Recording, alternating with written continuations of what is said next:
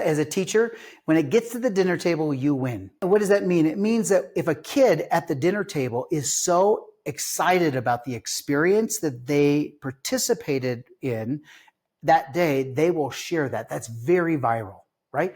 And so when a parent is like, oh my gosh, I couldn't get a word in edgewise last night because I didn't even have to ask the question, what did you do in school today, Bob?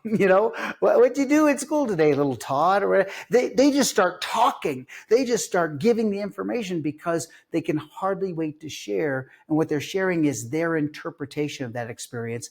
And they're sharing, if you listen carefully, how they connect with the person who helped facilitate that engagement.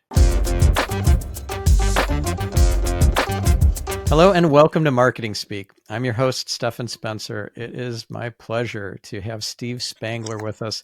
He was one of my early guests in 2016, and now he's back 9 years later to talk about all the amazing things that he has accomplished in these 9 years. It is mind-blowing. Like he was already a Renaissance man and an incredible polymath and Hall of Famer back then, but now he's gone to all new levels with 2 billion views on his YouTube channels and just incredible stuff. So let me tell you a bit more about him. He's a best-selling author, a STEM educator, and a business leader, branded by Time Magazine as one of their most influential people of the year because of his passion to inspire the next generation of scientists and engineers.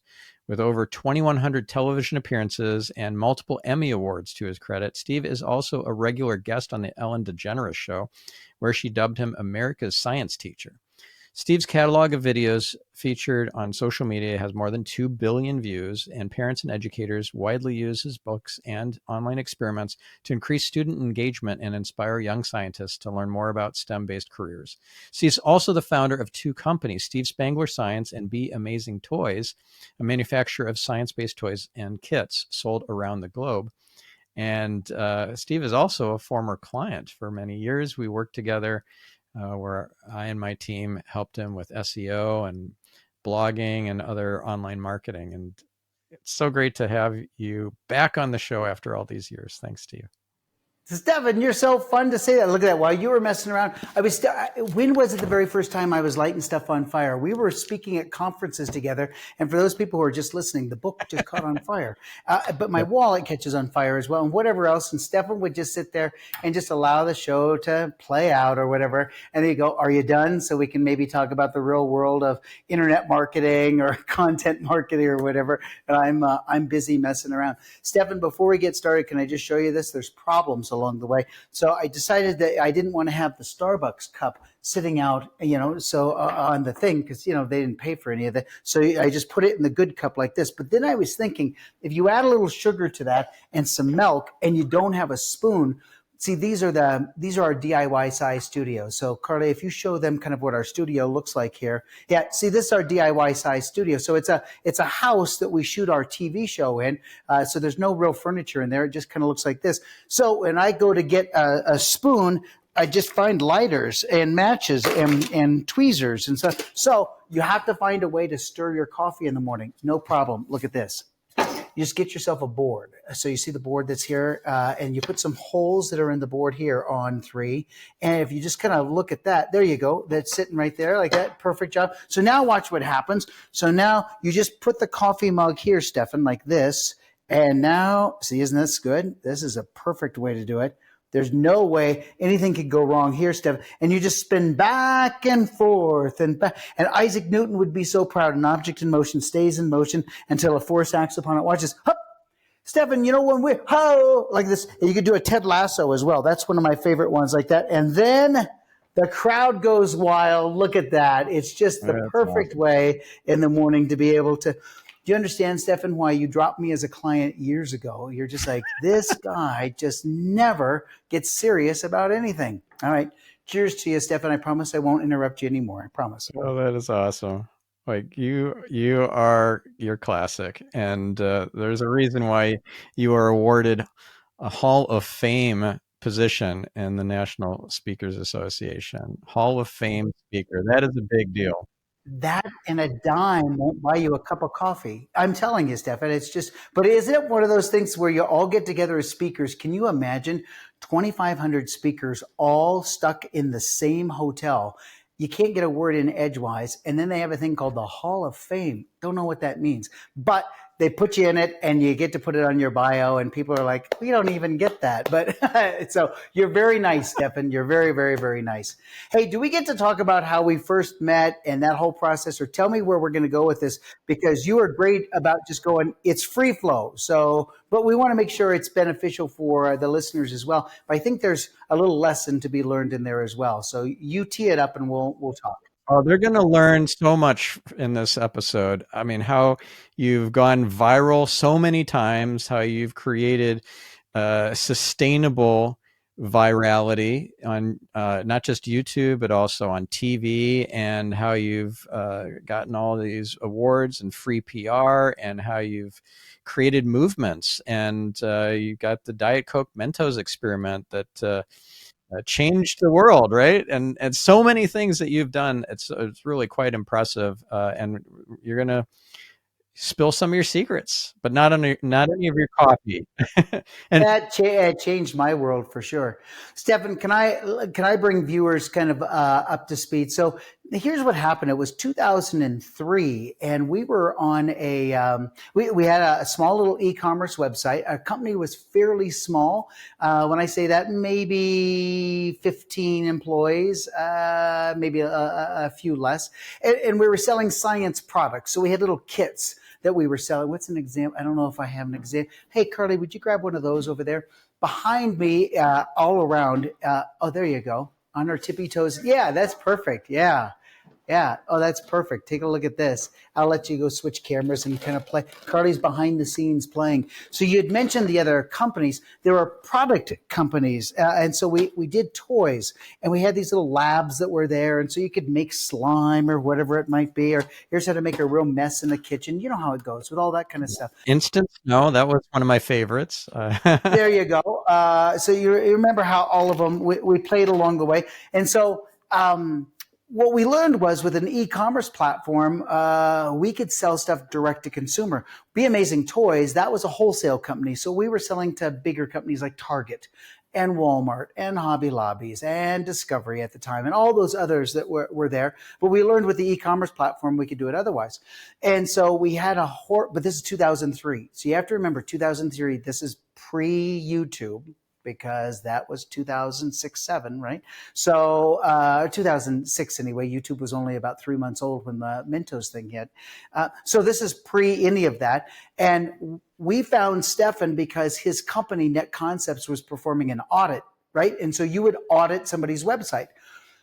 Man, that was more money than I could ever imagine. And so it was like, well, I think we should probably do it, whatever. And so I don't know, at the time it was $6,000 or $7,000. And you performed this audit with your team of people and came back and went, I kid you not, I was on the road looking at this in the airplane, and I was just, every page is like, oh. And the person next to me on the plane's like, are you okay? And I go, no, we just spent $7,000 and there's 100 pages of things that we need to do. But what he did with that audit is really built the blueprint for what had to happen. And we didn't know what to do after that point because we couldn't afford to do that. We had no idea what a web development company was. This was all Wild West stuff. And I remember saying thank you to him and sending him an email. I got this crazy email back from him going, listen, because he said to me, how big is your company? And I said, well, probably about 1,500 square feet. Well, maybe. And he goes, no. Financially, how big is your company? And I went, I'm very uncomfortable telling it. And he goes, listen, your company's not big enough to afford what our team can do for you. So, and we know that, but we had a discussion, and you're just weird enough that if we took you on as a client and made it possible for you to afford, what you can afford, the trade-off would be you have to do what I tell you to do. So if I tell you to do something, you've got to do it because it's going to be kind of an experiment. And Stephan granted me that amazing gift that I will never, ever, ever forget. And I will always try to pay forward to somebody else in the future.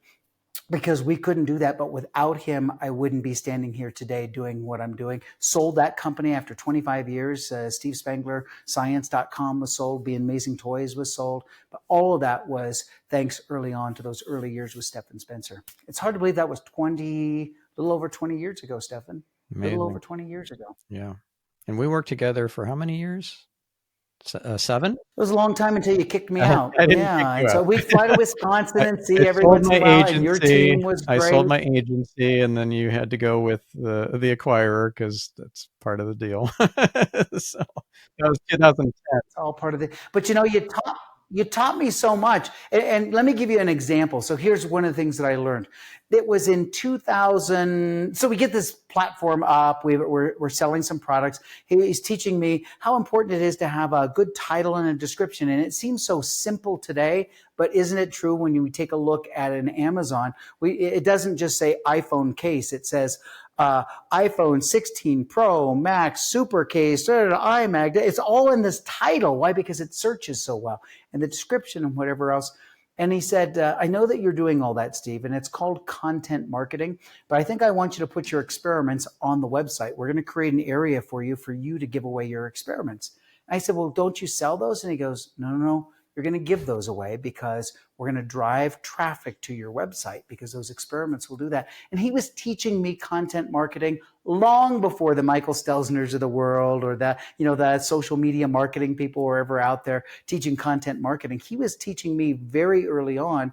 And then he said, well, you have to blog. And I didn't even know what the 4 letters meant. What I don't even know what a blog is. And he goes, don't even worry about it, but you're going to do this. And I'm going to help you through the process.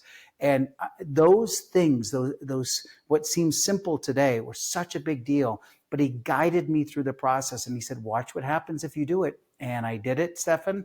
And lo and behold, the traffic just kind of blew up.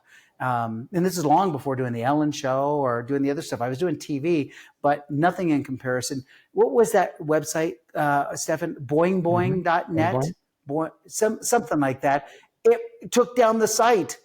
I remember calling you guys going, hello, the site doesn't work. And you're like, yeah, you took down the site by the post on the InstaSnow. We'd created this chemical that you add water and it fluffs up into snow. And InstaSnow took down our site because so many people are like, what's this InstaSnow stuff? So these are good problems to have, right, Stephan? Yeah, definitely. Quality problems. And you make me sound like a dictator, like I just told you, jump, and you say, how high? You're very cooperative because you trusted me. No, but that was the relationship, Stephan, and that's it. When you have a leader and you've established your roles in business, you were the leader. By no means am I stepping in here going, you know what, Stephan, I think it would be better if I did this online. So I truly assumed the role of follower. And I think that's so important as a lesson down the road. I mean, I've been in this business thing for now 34 years. And so I see a number of people who are in that CEO role that feel like they always have to be the leader. And I think it's what you taught me was you have to be able to follow. And I had to trust you. And you took me down the road. And I can't think of a decision that you asked me to do or something you asked me to do that didn't pan out. Some were better than others, but it was a long-term process. We didn't see immediate results blogging. I didn't see results a week later, but we had to have a catalog of content that was there. And I think the takeaway lesson is it's okay to follow. You have to find a person to follow. Yeah. We were really happy with the results that we were getting for you, but you had to build such an incredible catalog of great science experiments and resources for educators and for parents that it was worthy to rank #1 for science experiments and for all these other keywords that we got you top rankings for. Like you deserved it. You were like, I don't know, head and shoulders above all your competition, in my opinion. Well, now there's a ton of people doing it. So I remember how happy you were that we ranked for easy science experiments. You go, that's something to rank for. Today, Steve Spangler, Science.com. Again, that entity was sold off It's funny when somebody buys the company, they have different plans or whatever else, and that's fine. They're doing their thing with it. But SteveSpangler.com, I don't sell science experiments anymore, so I shouldn't rank anymore for easy science experiments. But what I really want to rank for is STEM engagement, right? Or STEM conference. I want people from around the world to come to my STEM conference: science, technology, engineering, math. And so while we don't have the same, I don't know, the same momentum that we had in years past, because there are just so many people doing it. We were a big fish in a small pond in 2004, and now we're just the tiniest drop of water in the ocean. But you still carve out your niche, and it does what we need to do for our businesses. So the strategies and best, or as you said, better practices that you taught me, to this day, I continue to use them. These are just the gold standard. And so no matter how much technology changes, the strategies that you taught me have never changed. Oh, well, thank you. I appreciate you so much. And speaking of gold, you got a gold play button award from YouTube. So what does Oh, that I'm mean? just trying to, oh, you mean that old thing over there? Yeah, No, it just happens to be in the background there. Yes. there's a little YouTube award for you get it for here. I'll bring it to you. You get it for this the million or whatever it is. So you get 1 million subscribers, and so there's your Gold Play Award, kind of like that. And so here's the craziest. Oh, there you go. It's kind of hard to see, and it's always whatever. They give you a small one for a silver play. They give you a bigger one for the gold play. Here's what's funny, Stephan. There are 30,000 creators in the world that have that Gold Play Award. So 30,000 people out there have 1 million subscribers. That's a big number, right? Yeah. But you figure in the overall scope of the world or whatever is, so there is a little niche that's there. And YouTube's smart. They do that kind of thing for you. Now, you don't get another one at 2 million, or I think the next one is 10 million. And then the next one is 50 million from there. And then your God status at 100 million, or whatever the huge thing is. But back in the day, Stephan, when we started with YouTube, when I posted the first Mentos and Diet Coke video, and for those viewers that don't know, that's where you take the little Mentos and you drop them into a bottle of Diet Coke, and all of that carbonation comes out because of these nucleation points that are on the Mentos. All that carbon dioxide is released and it shoots up into the air. And so our claim to fame was doing that on live television in the Denver NBC, or the NBC affiliate out of Denver, and the news anchor gets drenched on live TV 3 times in a 3.5-minute segment. She looked like a drowned rat.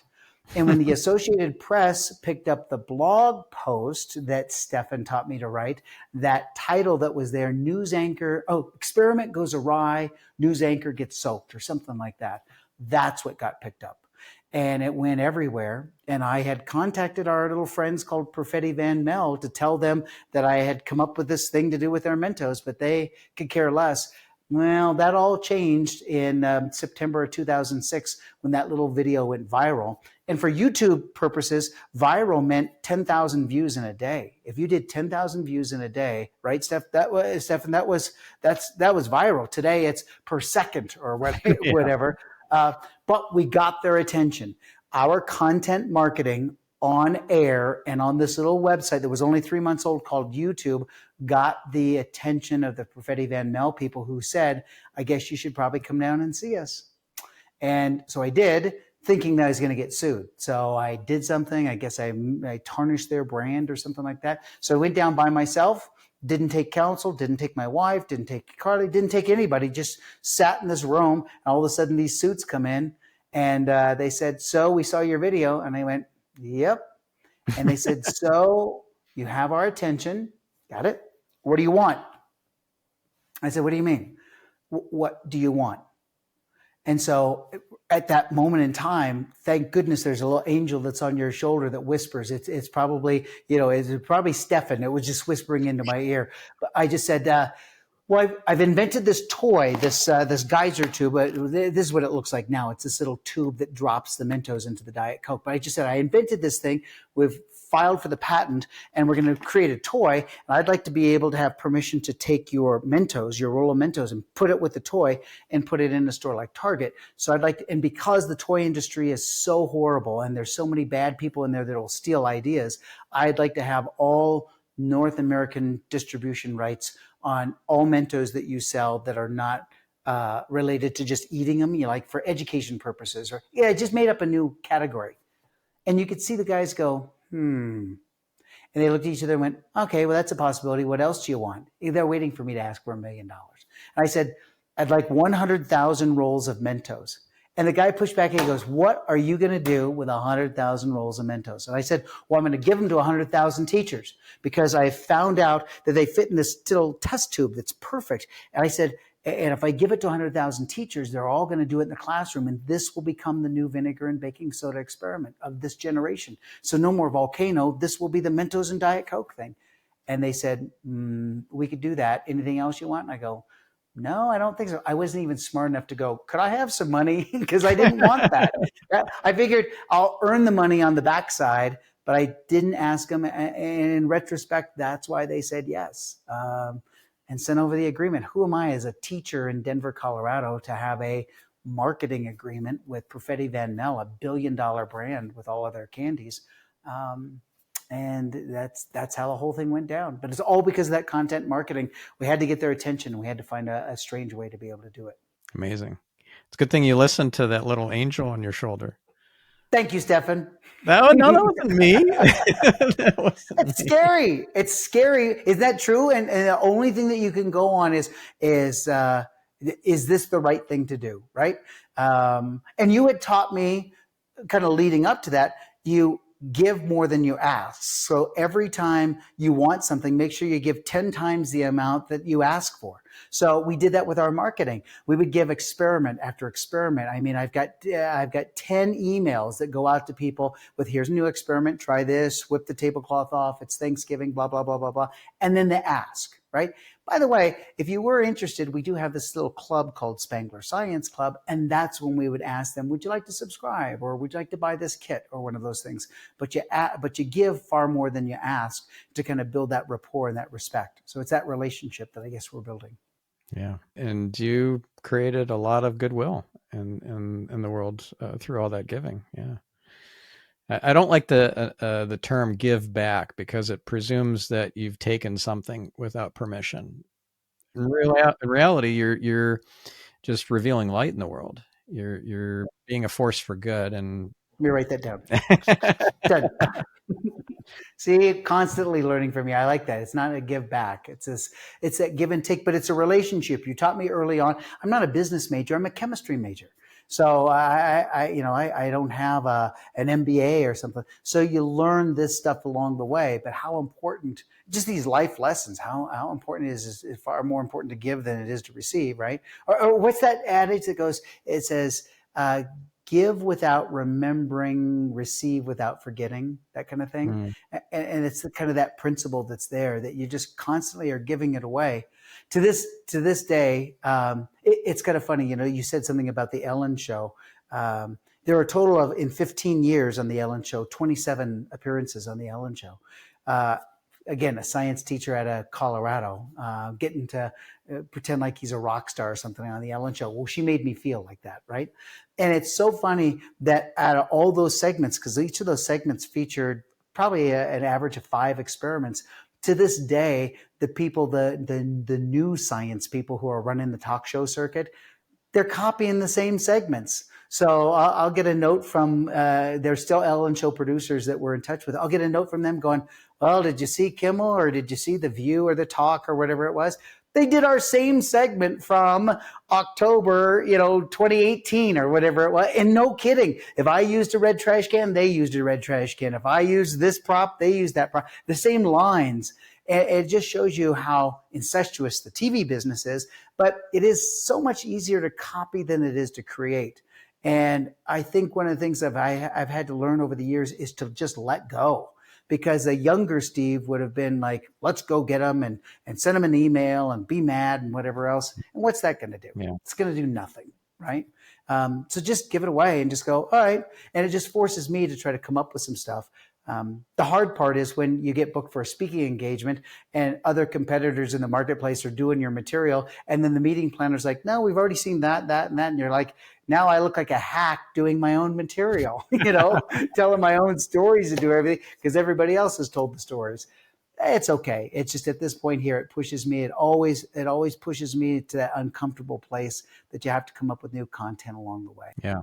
Yeah. But having this philosophy of giving and not trying to make it a horse trade or whatever, just allowing the universe, the creator, to refill your cup, I think is it's a great way to be in the world. And I don't know if you've heard this quote before. I probably shared it with you. It's really old. Information wants to be free. Have I shared that with you before? Have you heard that? Yeah, it's I don't know, at least 15 years old or something. Maybe 20 years old, that quote.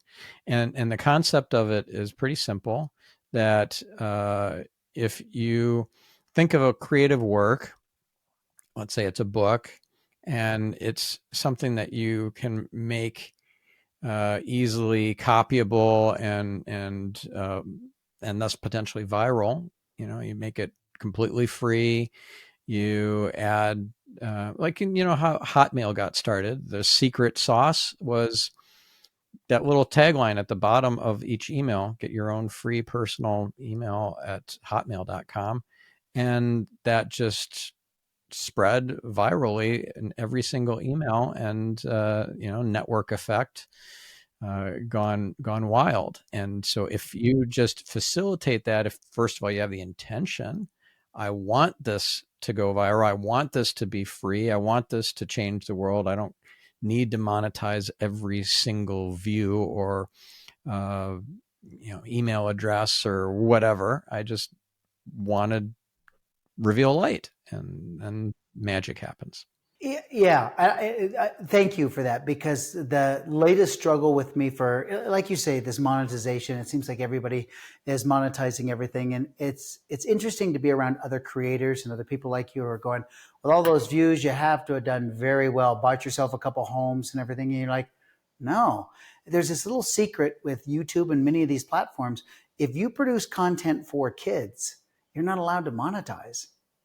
And so we don't get, money per click and per view and whatever else. They deem what I do as only for kids. Now, I'll contend that if you go to our YouTube channel, if you go to like the YouTube channel that there's 3 of them, but one of them is called, it's easy to remember, Sick Science, as in SICK, sick science, because kids would go, that's sick. See, in that description, it's already like, well, what does that mean? It must be for kids. Well, it's not. If you take a look at the demographics, we have a ton of adults that come and they're looking for stuff. They're looking for content. It's just kind of fun content. Our TV show that airs, it's not just for kids. It doesn't show up in just like a kid's format. It shows up regular time, So, but where I'm going with it is we don't get that revenue that comes through, and you can't be mad about that. You find another way to be able to capitalize on that. Carly, who's been my manager for 20 years now, reminds me that you don't make money on TV. You make money because you are on TV. Right. And so as my agent and as my manager, that's a thing that she can leverage when I'm, booked for a keynote. And most of my time now, Stephan, is spent in professional development with educators or keynoting conferences, even speaking at business conferences about the science of engagement. Who would have thought that, again, a science teacher, through the lens of a science teacher, is talking about engagement principles, just based on some things that we've learned along the way. So you're right. Going full circle, you leverage those things you can't control. So it's easy to get pissed that YouTube's like, you can't monetize on that because it's for kids, because some people did the bad thing, a long time ago and put content out there that they shouldn't have. But work around it and don't try to change the world, and just make it happen, and it'll all even out. I think you taught me that as well. It just, in the long run, it all evens out. So settle down. Yeah. Yeah. So you're working on some big projects now. You're working on a book. You've already have books out, but this one coming out with I think Simon Schuster is your publisher for Yeah.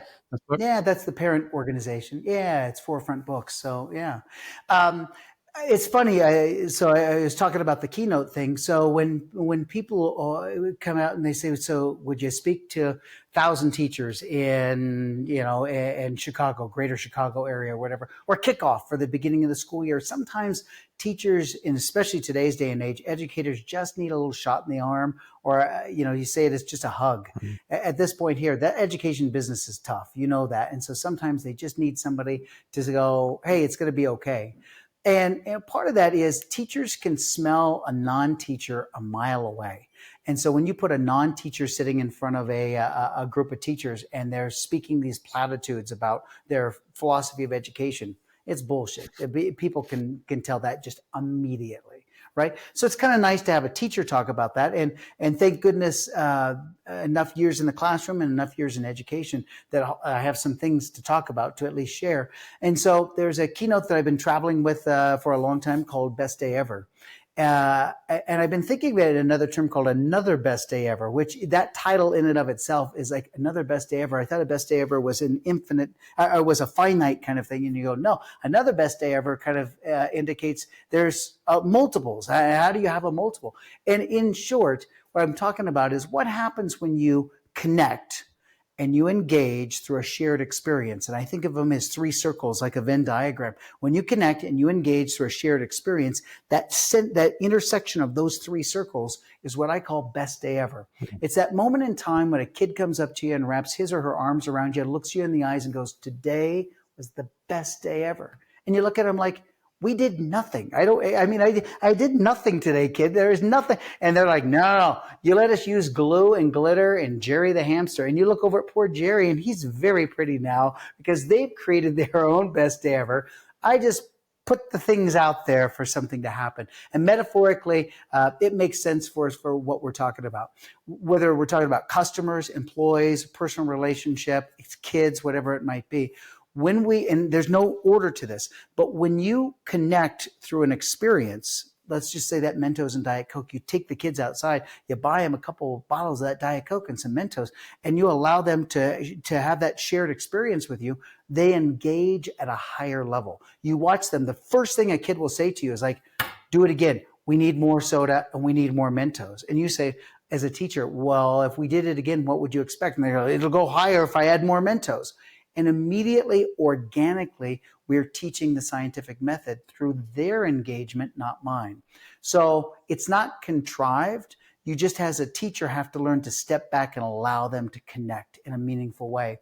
And that's exactly what we're talking about in the book. We're talking about the science of engagement, but we're really looking at some research because there's not been a tremendous amount of research done on engagement other than kind of higher overarching, neuroscience kind of engagement. And I want to talk about it on a very personal level. So I know those three pillars are true: to connect, to engage, shared experience.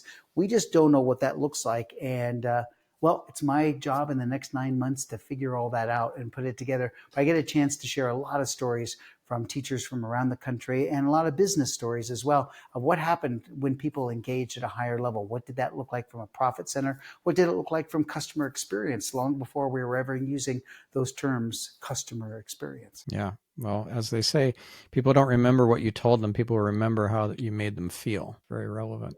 Your book is going to be amazing. Yep. And so we always say when it gets to, as a teacher, when it gets to the dinner table, you win, right?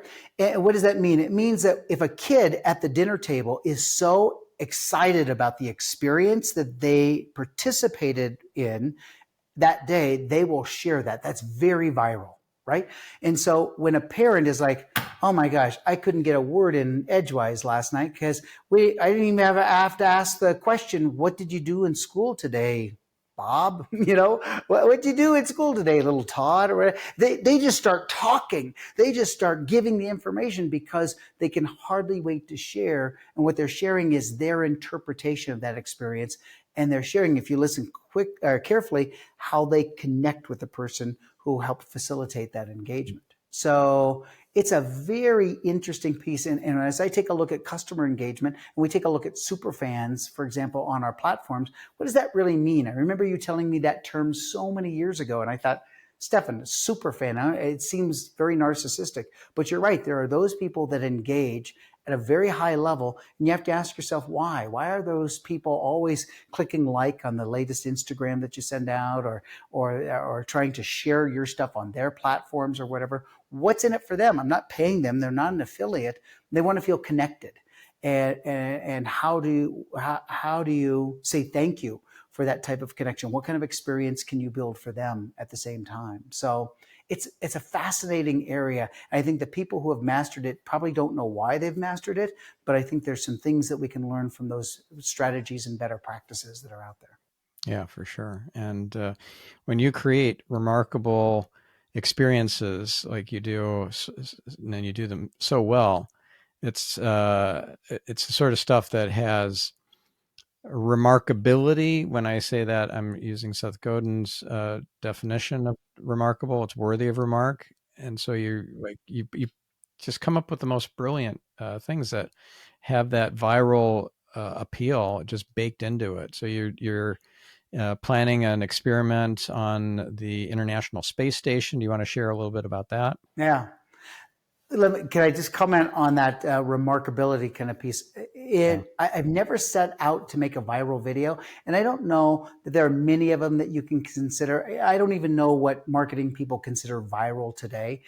I hear the term thrown around all the time, and you hear somebody who's like, I just had a viral video, and you take a look at it, it's got like 400,000 views, and you go, yeah, and it is for them in their world and in their little customer sphere, so to speak. That is a viral video. So who is to decide what is viral? But all I can say is, if I've ever set out to go, this video is going to do well, I always get burned. It never seems to pay off. It's the ones that you don't expect that you go, why in the world are so many people interested in how you crush a can? I mean, I'll show you how to take a soda can and use air pressure to crush it. It's an elementary experiment. You add a little bit of water to the can and you stick it on your stove. And you heat it up, and that water goes from a liquid to water vapor. It pushes the air out of the can, so it's filled with molecules that are far apart from each other. And then with tongs, if you take that can and turn it upside down and like just seal it with a little layer of water, like in a bowl of water, bam, it will crash in. Totally took off. And I thought, well, if that took off, then I'm going to do it with a bigger can. So I got a ditto fluid can, and that didn't do as well. And then I got a 55-gallon drum. We're going to go outside and we're just going to, and it didn't do well at all, Stephan. And what I found out was, as soon as I made the experiment so big that other people couldn't recreate it, they didn't want to watch. They didn't want to stay engaged. So that engagement with their ability to be able to do something, I think inherently they watch something going, oh, I could do that. I could do that. So the simplest things that I do are the ones that seem to take off the most. Anytime there's a brain stopper in there, you got to go get this weird thing or whatever it is, then they don't want to do it. So that brings us to the International Space Station, because the materials that we're going to do with this experiment on the International Space Station with the rest of the world, it's going to be pretty cool, but it has to be simple. And that's the way that we had to sell it to them. So I'll show you the experiment real quickly, and I'll show you what you need. All right, so here are the supplies. If you take a look at this down here, I've got a balloon, just a clear balloon, and a penny. So that's all you're going to need, is a clear balloon and a penny. If you want the next step, then I've got look at that. I've got a hex nut as well. So you could use the hex nut as well. So here's what happens. The clear balloon, you can go to Party City or one of those places and find the clear balloon. So the penny goes into the balloon like this. So you see where it's sitting there like this. And so now you blow it up. It's not perfectly clear, but you still can see what's going on inside, and seal it up like this. And so now the challenge is, I want to take that penny, get it to sit up on its edge. I want it to roll back and forth and eventually go around the balloon. Well, how I describe it is impossible. Here's the secret. You take your hand and you palm it like this. And so if I palm it like this and shake and then spin, watch this. Ready? Here it goes. There it is. Look at this. If you're just listening, you don't see what's going on, but the penny is up on its edge, spinning around and around and around in the balloon. So it's orbiting the inside of the balloon. Look at that. It just keeps going and go. It's fascinating. If I change to a dime or change to a nickel or a quarter, but look at that. And so I've been doing this for, I don't know, 15, 20 years. And with teachers, I would often say, wouldn't it be great when our first teacher astronaut is up on the International Space Station, or at the time on the shuttle or whatever it was? What if she were to do this and beam that down to us live? And what if we were to do it at the same time? I wonder, would we experience our penny slowing down because of the effects of gravity? But would her penny just keep going and going and going? What would happen if we let go of the balloon? It just falls because of gravity. But because of that centripetal force, if she's doing this as well, and then she lets go, if she does this and then lets go, would that balloon in microgravity, right? Would it just move around in a certain pattern? If we had a top-down view, what would it look like? So there are these questions. About 2.5 years ago, somebody came up to me after one of the full-day workshops, teacher workshops, and says, so I wanted you to know I'm from NASA and the International Space Station National Labs, and I think we could do something like that if you're really serious about it. And I was like, yeah, I'm serious. And they said, the problem is we got to, first of all, convince NASA to put balloons and pennies, and I'll show you the next part, that hex nut, up onto the space station. We got to get a ride. And I said, for me? And they go, no, for your dumb supplies. We got to get this ride for your supplies up to the space station. And then they said, and tell me again why you would want that. And I simply said, because it's been, since President Kennedy looked into that camera and said, we need scientists and engineers, and we're going to the moon, and I need your help. And there's been nobody like that since then to look into that camera going, we need scientists and engineers. There's this thing called STEM. And we've got these amazing changes happening in the world, but I need people who are focused on science, technology, engineering, sometimes STEAM, art, right, and math. And if you were to focus on that, there's an endless array of career options that are available to you. So that's ultimately what this is all about. It's less about centripetal force, and it's more about millions and millions of people engaging in this experiment. Well, NASA said yes, but you know what got them was this.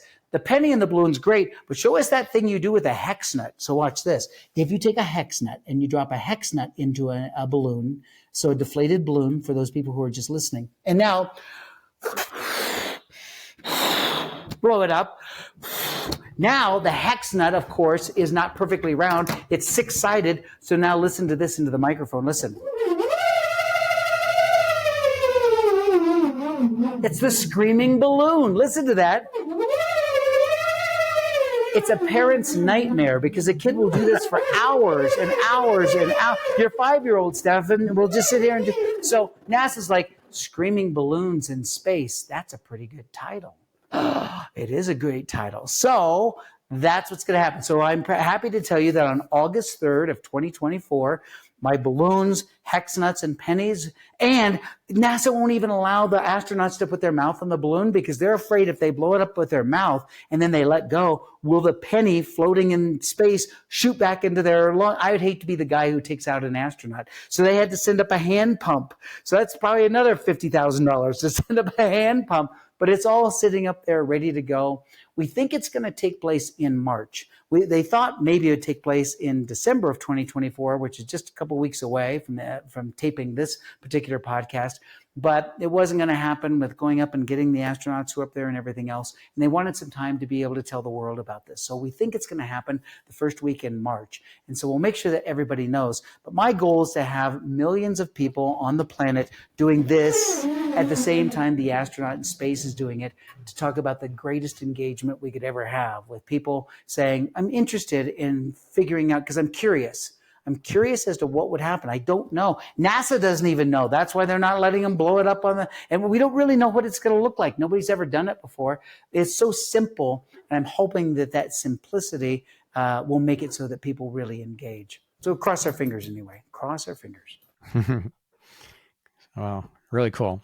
So is that one of the experiments, the hex nut and the balloon, that is on your DIY science channel, or is that Oh yeah, yeah. No, so yeah, absolutely. So from the social channels, is that funny? That's another thing. So as these social channels are sitting out there, you go, well, here's this thing called YouTube. But when we started with YouTube, it was like, well, we like that channel called Sick Science, but you know what? We got a deal with Google and YouTube in 2010. We were offered to be a part of one of their experiments, and so it was called the Original Content Series or Original Creators. And they took $100 million and they found 100 partners. Not everybody got the same amount of money, I'm telling you. And so I got a smaller amount of money, but we had enough to be able to create content for a year. So we created a show called The Spangler Effect. And The Spangler Effect was started in 2010 and it was renewed in 2012. And so we did 2 full seasons, so to speak. And I think, what do we have, Carly? 30 episodes per season, something like that. And so it was their experiment to see, could we produce long form content? So my job for this was, we don't care. They didn't care what content I created. The average person in the world at that time, 2010, consumed 2 minutes and 22 seconds, 2:22, something like that, of YouTube content per day. And they said, what would it be like if that turned into 20 minutes a day? How would that change the YouTube landscape? So they said, we want to see how long you can keep people engaged. And so they would look at that. Once 60%, you lost 60% of your audience, they considered you disengaged. Okay. So we said, we'd love to do this. And we hired the crew and we wrote the things. And we, in fact, had a producer from the Ellen Show helping us on the first couple episodes. I lost 60% of my audience in the first 23 seconds. Why? Because I paid for this fancy open. I had this crazy open with graphics and this and that and everything. And for some reason, people are like, yeah, I've seen that stuff before. And then went on to something else. And it wasn't until by mistake, maybe 7th episode in, somewhere around there, that we just started it as a cold open, going, hey, watch this.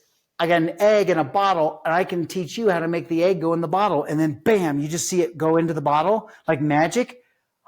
They stayed around. And then we did the open. And so we just resequenced it to be able to constantly focus on, you could do this. You could do this. You just need an egg and this juice bottle and a piece of paper, and they're going to light it on fire and blah, blah, blah. So the more accessible we made it. So after the 2-year experiment with YouTube, with that Original Content Creators deal, we were able to hold attention for about 18 and a half minutes. So we could keep people for 18 and a half minutes before we lost 60% of our audience. Not bad. And so those engagement strategies we learned, I was immediately able to take back into the classroom, and I was able to teach teachers what that looked like as well. So it was interesting. So what we learned was, you got to divide up the channels. And so we didn't put everything under one channel. Today, I wish we had all of our subscribers under one channel, because you would have more power and leverage. But I've got 3 YouTube channels that you just throw in your show notes for people who want to see. But Sick Science is a YouTube channel, The Spangler Effect, and then Spangler Science TV. And these were all the TV things that we were doing that we were able to kind of put up on YouTube. And so, and then, things like TikTok come up, or Instagram, Facebook, that kind of thing. Stephan, do you remember when you told me to get a Twitter account? I think we were in 2007, and you called me at my house and you said, hey, it's called Twitter, get an account. And so my Twitter account was 13 million. I thought, there's 13 million idiots that are all putting stuff. Why are we doing this, Stephan? And now there's billions or whatever. And that whole landscape has changed. But that's how cutting edge you were early on, being able to go, just do this. You got to do this. And so when TikTok approached us during COVID in 2020, it was in April of 2020, they're like, we want you, because I wasn't on TikTok. And they said, we want you to do on TikTok what you did on YouTube. And I said, what does that mean? They go, do your little experiments. I said, yeah, but it's only 59 seconds. Yeah, at that time, you couldn't break the 59 seconds, 60 seconds, right? It was what it was. I said, I don't think I can teach anything in 60 seconds. They go, we think you can. And so we did. And so where we created a series called Science Minute. So that's like, I got a minute and I'm going to show you something in 60 seconds. And they said, we're not going to give you anything other than we'll give you the handle. Somebody was squatting on @Steve Spangler. And it's amazing how in 20 minutes they weren't squatting on it anymore. I had @Steve Spangler. And so I went in with nothing. They said, we'll just verify you. That's the only thing you get. We're not going to promote it. We're not going to do anything. And so I remember putting up our very first video on TikTok. And one of the very first comments was probably from, I just envisioned some kid sitting in his mom's basement going, who the hell is this guy? He's got 0 videos, 0 views, 0 likes, and he's verified. Who the heck is that guy? And in 30 days, we had 1 million subscribers. Wow. But again, it was the early days. There was nobody doing science on TikTok back at the time. Same thing with YouTube. Nobody was doing science or hands and pans kind of science. And now you see it everywhere. But the shorter I can keep it, the more engagement I get. And so I was worried about that 60 seconds. Now I'm worried about 12 seconds because we have between 7 and 12 seconds to keep their attention before that thumb scroll kind of moves up and goes to the next thing. And so I'm learning to engage their attention much more quickly and hopefully to keep them there a little bit and trying to teach them a little something. But you can see with the YouTube channel and TikTok and whatever else, I'm @Steve Spangler everywhere. So take a look at it. And so our viewers who want to see what we've done with the content will see over a period of time. So really a body of work, how we've gone from very long format to very, very short format, and then dabbling once again with that long format and just seeing what that sweet spot is. Whenever anybody tells you this is the secret, I think they're lying to you because they don't know. I think you have to be as fluid. That's one of the things you taught me, Stephan. You just have to be super fluid in the way that you think and be ready to change on a dime. Yeah. So what is DIY Sci then? If that's not one of your YouTube channels, it's a TV series? It's a playlist. Yeah, so DIY Sci is the name of our TV show. So we have a nationally syndicated TV show that was actually, it's because of our show called The Spangler Effect. So when we had The Spangler Effect on YouTube, got approached, I'm represented by William Morris. And so our agent reached out to us and said, hey, there's an idea for a show and they want you to do it. And so these producers that were back east are like, we got this idea, we just don't know how to do it. And they didn't call it DIY Sci, they just wanted a science show. And I had liked that name DIY Sci. I thought that was cool. It kind of said do-it-yourself science. Yeah. And this is do-it-yourself. It's pennies and hex nuts and coffee cups and boards and whatever else, not fancy stuff. And so DIY Sci, we signed a deal for that nationally syndicated show. It appears on Fox and CW. And today it's now streamed on Amazon. So if you look for DIY Sci or Steve Spangler on Amazon, Carly, help me with what else? Hulu, Amazon, Pluto, Tubi, all those other ones, but Fox and CW. And so as the marketing people like to say, it's available in 90 million homes every week. That doesn't mean that 90 million people are watching it. My mom's watching probably, and maybe a couple people down the street. But we're now in season 7. So again, it just makes you create this content and put it out there for the world to consume. And it's fun now today as an older science teacher. I'm 57 and been doing this for a long time. It's fun to have people who are so much younger go, I've been watching your videos for a long time. And you go, how old are you? You're very young. Or see a teacher with all these teacher conferences. Just came back from a huge teacher conference in Texas. And to have these people go, one of the reasons I'm in education today is I was watching you and so many others do these science experiments on YouTube when I was a kid. So we put that content out there and it lives. It's living, breathing kind of being that's out there. And we forget the impact that it can have when you just let it sit out there and you have no idea who it's going to resonate with because it may be somebody that you don't even expect. So have you set any Guinness World Records in all these wild experiments that you've done? I got one. I've helped with dozens, but I've only got one to my name. We were doing a project here in Colorado with the Colorado Rockies. In the Colorado Rockies, if you've been to Colorado, we have this beautiful stadium called Coors Field, where the Colorado Rockies play, our Major League Baseball team.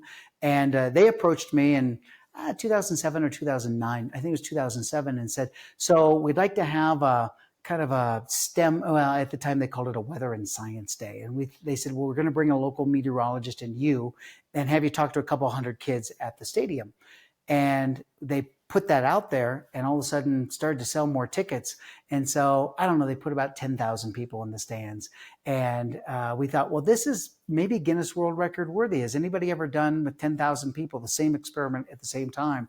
So we had supplies, these great big long bags. If you remember, Stephan, they're called wind bags. They're a tube that you can inflate in a single breath of air. It's 45 liters of air, but you can do it in one breath if you understand Bernoulli's principle. There's a trick to how you hold the bag and blow into the bag, but it blows up instantly. It's amazing. And we did that with 10,000 people all at the same time. And so that was Guinness World Record worthy. And what I found out was as soon as you set a Guinness World Record, seconds later, somebody will break it, which is fine. That's the whole idea. You're trying to be a catalyst for this. And we've gone, I think this whole podcast has been gone back to that philosophy of you don't try to hoard it. Like it's mine, you can't have it. It's just you put it out there and you see what other people do with it, which is kind of what a teacher's supposed to do in the first place. So that's why I've been so lucky to have this intersection between business and education, because I've gotten a chance to be able to think both ways and to put that hat on different ways and hopefully merge those together. So that's why it's those keynotes and getting a chance to be able to spend some time with an audience is so much fun for me, because there's some insights that I think you can only have when you have those two different perspectives. Yeah. Do you miss running an e-commerce business? Off camera, Carly just laughed because she's been with me for a long time. The answer is no. I don't miss it. I think I miss the fraternity. My wife, Renee, really ran SteveSpanglerScience.com. So she was the one that was in charge of the 47 employees or whoever we had in the overseas factories and so forth. And she said, you loved it so much because you treated it as your fraternity. You just show up and blow shit up and then go into the warehouse and do things with workers and pull them off the line that they should be building these kits and stuff. And you're going, check this out. Let me light your hands on fire. And I was just testing out new experiments. And she said, so you liked that engagement aspect of it. I was trying to run a business, And so I think in today's landscape, Stephan, there's no way I'd start up an e-commerce site, given what we see on Amazon.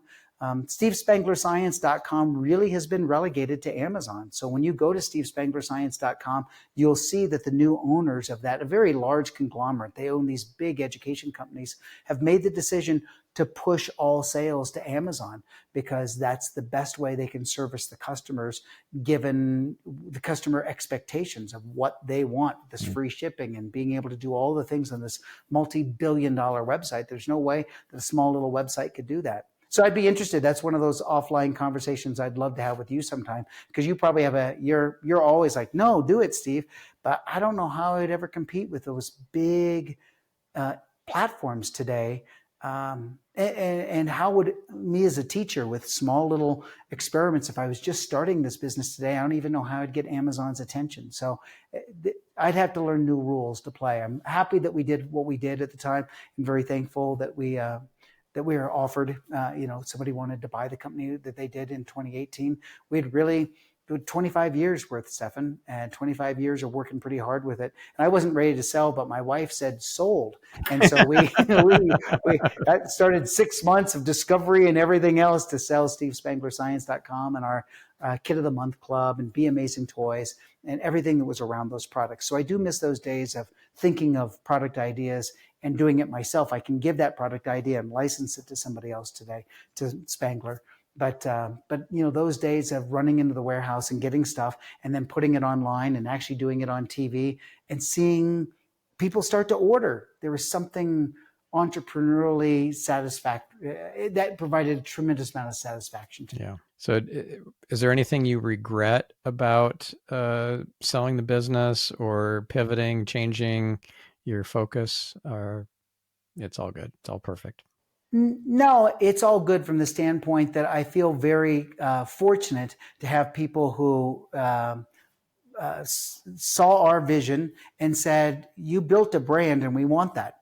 The company that that bought Steve Spangler Science is a much larger company called Intelligence Learning Corporation, and they own things like in educators and understand the brands Discount School Supply, EPI, the people who provide materials for your kids when they go to school, like they get a kit that they can buy of all those materials. Frog Street. I mean, these are big, really good stuff. These are big brands. And I remember the CEO at the time visiting us after a couple months of discussion, and he said, I love all the products here in our showroom. We had an archive room. He says, I love all the products, but what I'm buying is that little yellow logo that says Steve Spangler Science. That's what I'm buying. And he understood that he's buying a brand, and they're going to leverage that brand. And I'm very proud that somehow a teacher, we could create this brand that they found value in that brand. I'm just very, very thankful for what they did, and allowing me to kind of stay on in terms of just an advisory capacity. What makes me sad is of the 350 products, all of those products aren't available anymore. What makes me sad is to see some of my chemistry disappear, or my unique formula for slime, or a very different version of non-borax slime, or those kinds of things disappear. But they had to make a business decision that they just didn't sell the way they wanted them to sell. And so you have to let go of certain things. And so that's what these bigger brands understand. I was just a little entrepreneur. I'd sell anything, come up with an idea and sell anything. That's why we'd come up with 350 products. I miss getting to work with you. I miss calling you in the middle of the night going, the site's down, Stephan, or I need to do this, or look at all this traffic, or whatever. I miss those days of collaborating with you and you challenging me, try this, do this. I do miss those days for sure. Yeah. There was something very entrepreneurial about that I miss. Yeah, that was fun. You're one of my favorite clients. So what would be like a little secret or ninja tip, wisdom nugget to leave our listener with or viewer with in regards to getting massive view counts or watch time or subscriber numbers, right? With 2 billion views, 2 million subscribers, you certainly have you have the chops, and it's just what is something very, I don't know, ninja that you could share with our listener.